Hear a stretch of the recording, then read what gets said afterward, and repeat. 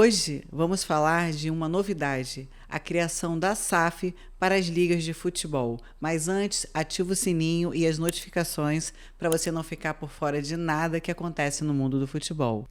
Hélio, o Senado aprovou a SAF para as ligas de futebol. O que isso altera no futebol brasileiro? Bom, isso aí é mais um avanço na legislação brasileira do desporto, porque realmente as ligas, embora fossem autorizadas desde a Lei 9.615, que era a Lei Pelé, elas estavam mais ou menos aí num limbo jurídico. A existência delas estava dependendo mais ou menos de um enquadramento na sociedade civil sem fins lucrativos. E agora, isso aí, com a criação também das SAFs, dos clubes e tudo mais, permite que elas estejam numa mesma linha de atuação, num mesmo patamar jurídico, a questão da sociedade civil de fins econômicos.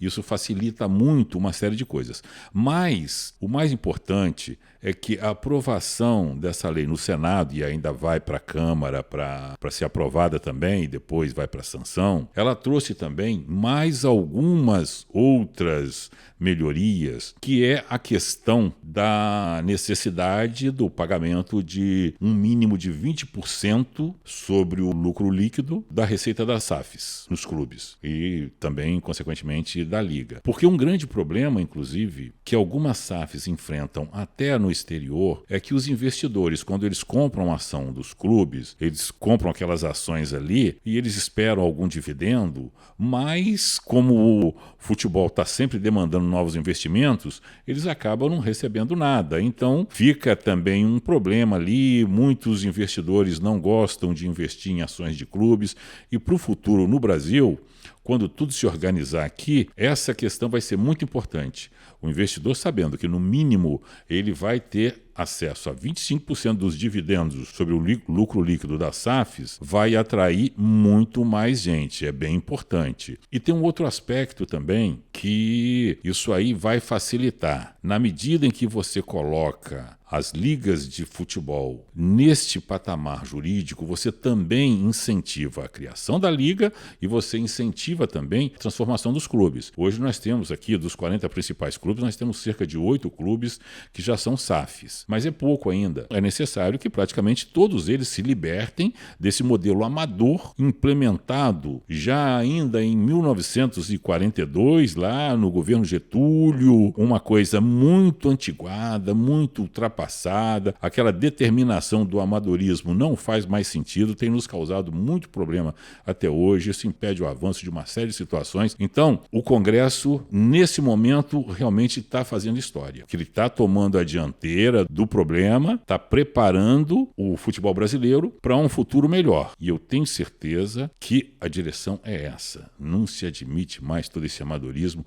É claro também que, na medida em que vão se falando mais sobre esse assunto, as mentes vão se abrindo e vão entendendo também que, por exemplo, a judicialização desse tema não é bom para nós. Praticamente todas essas criações de SAFs, essas parcerias, tudo isso, eles têm ali corte arbitral, eles têm no contrato deles já o acerto entre as partes de que qualquer problema eles vão decidir na forma de árbitros. Então a justiça precisa entender também que se alguém bater lá na porta dela, ela tem que remeter de volta para as cortes arbitrais, porque isso vai trazer mais seriedade para o futebol brasileiro e vai evitar coisas como agora, por exemplo, que está ocorrendo com o Vasco da Gama, que eu tenho certeza vai trazer muito mais problema para o Vasco da Gama, para a instituição, para o clube, do que basicamente para o próprio investidor, entendeu? Então, neste momento é importante as coisas que estão ocorrendo, esses avanços que estão ocorrendo, e esperamos que os clubes também comecem a entender que não tem mais volta. O futuro está batendo a nossa porta. Outro ponto muito importante também que foi aprovado é a questão de um membro do Conselho independente e um membro do Conselho Fiscal também independente.